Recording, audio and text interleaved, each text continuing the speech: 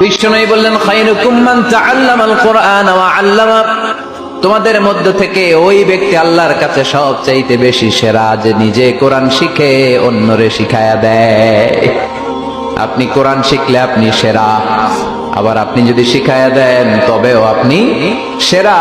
এজন্য কোরআন শিখানোর চেয়ে শ্রেষ্ঠ কাজ হয় না। আপনি যদি কাউরে শুধু সূরা ফাতিহাটা শিখান, কোন সূরা, ওই লোক যতবার জীবনে সূরা ফাতিহা পড়বে তার একটা পার্সেন্টেজ সওয়াব আমলনামায় আপনার আছে না নাই?